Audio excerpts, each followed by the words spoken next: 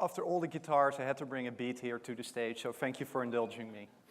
It's great to be back here after a year. What an exciting time to be here at Mattersight, and I really enjoyed seeing a lot of familiar faces last night and also seeing a lot of new faces.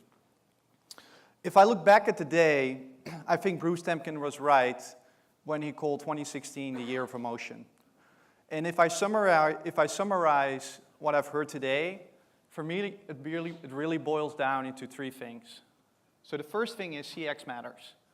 And the piece of research that really exemplifies that is the work that Forrester has done, where they actually connected what a great customer experience means and how it influences stock price. I think that's a really, really powerful argument. The second thing is that emotion is the biggest driver of that customer experience. So again, CX is great, but how do you get there? You make the emotional connection better. And again, referencing Temkin Group, they've shown and they've done research that actually outlines that if a customer has a great emotional experience, they're more likely to come back and buy again. So really important. The third piece is the role that personality plays. CEB, with Rick Talisi on stage, they found that within agents, the ones that have the three traits, one of the three traits is the fact that they're able to connect with different personality styles. That is what makes a big difference between an agent who is so-so and an agent who is really great. So if you think about CX is important, CX is influenced by emotion, and personality is actually an enabler of emotion, that is what I really would like to talk about and share some examples with you. So the first example I want to share is from a company, StatSocial. Who has heard of StatSocial? Pretty new company based in New York. I was talking to their CEO last week. And what they've done is they've integrated personality into marketing. So what you see here on the screen is the view that a marketing manager at a fictive retailer called Bergman and Taylor would have of their customer. So the customer in the middle would be Anna in this case. You can see what Anna has bought in the past, looking at the CRM data, Salesforce data, et cetera, et cetera. And then on the right, you would see the data you're able to buy. Go to a company like Axiom or Expedia. But if you really think about who Anna is, she's actually way richer than you've seen on the previous slide. She's more than a number.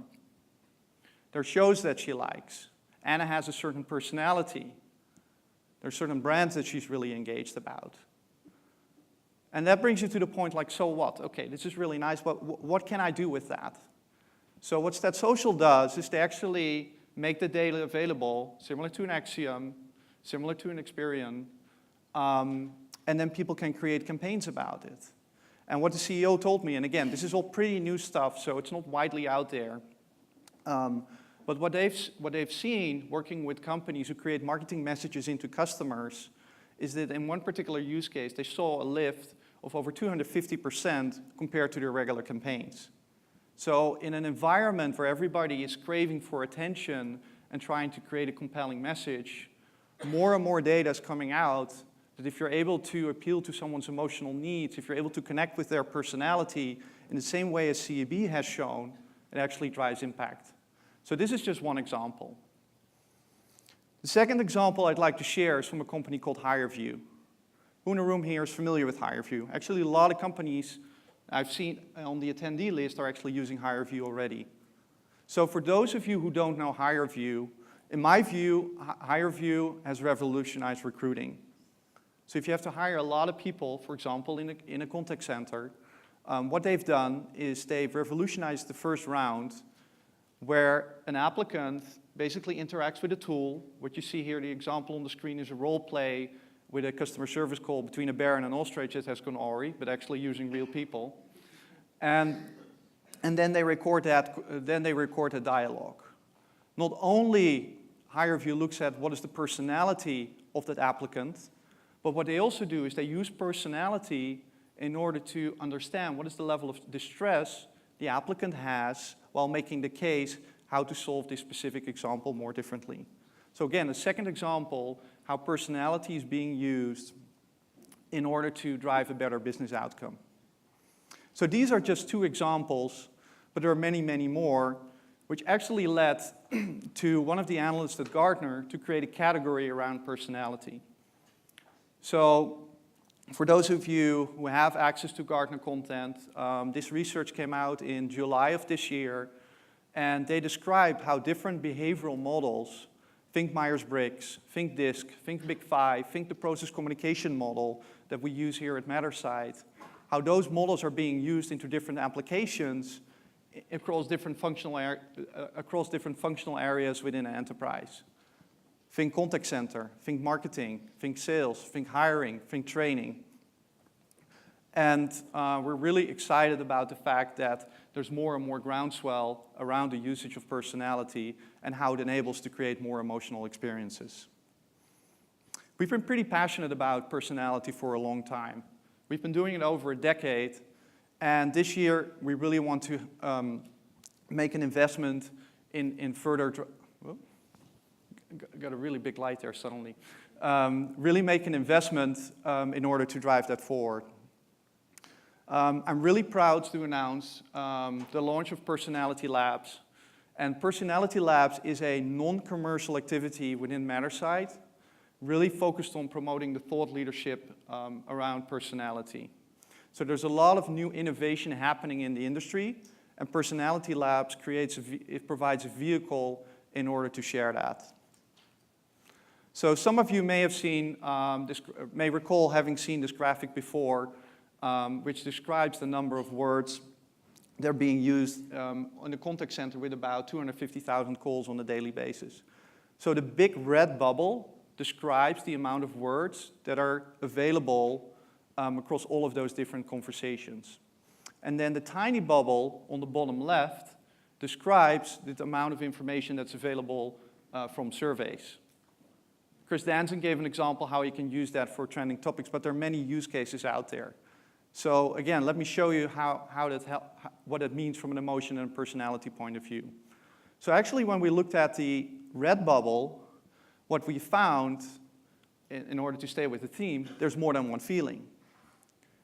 What we found is that, aligned with a lot of industry research already, is that many customers are actually experiencing that making a phone call to one of your businesses is an escalation already. They haven't been able to solve it from a self-help example, and now they have to pick up the phone and actually talk to a human being to get done whatever they want to get done. And what we found is that a lot of emotions actually kick off with a negative sentiment. And then as the call progresses, in some cases there's more negative sentiment, and in other cases it actually ends up with joy. So still, this is great. I wouldn't call it insight. This is great data. But what can you do with the data? In order to get there, we partnered with Temkin Group, and we took it a step further, saying, okay, well, what does it mean to have a specific emotion within a specific conversation?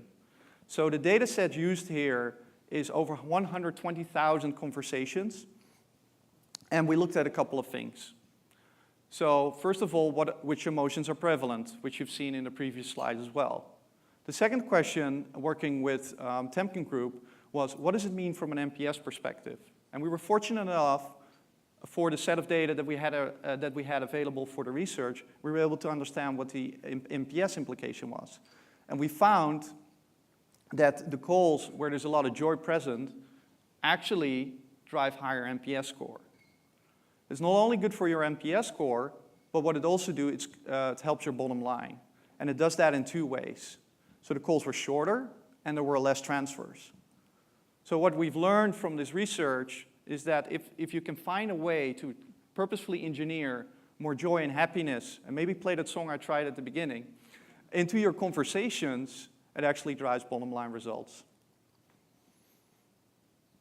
All of these pieces of information are actually being put together on the website that we launched, the microsite called personalitylabs.org. There are 4 pieces of research out there right now, so if you go to personalitylabs.org, you can download them. It's really, really easy.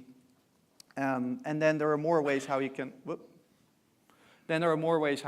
with Personality Labs. So aside from reading the research, we also have access to a number of speakers who can speak to the specific pieces of research that are featured there. And then last but not least, I'd like to invite you here in the room to think with us, what is the kind of research, what is the kind of thought-provoking thinking we can do together in order to explain and fuel the movement of getting more emotion into our connections, as well as how to use personality better. One example from a conversation I had a couple of weeks ago was from someone who was researching the healthcare industry, and she asked me the question, is there a difference between people calling into a contact center from their cell phone? It could be that they're on the road, or that they're on the move, or they're just in a different environment, versus people who are calling in from their desk, and then what would that mean? So we're currently looking into that if we can make that happen, and if so, we will share the findings with you through personality labs. But if you have other ideas as well, yeah, please connect with us. And with that, it's a wrap. I've been practicing this all year. I'd like to say thanks, y'all. I hope it got better. And if not, I hope to get another try next year.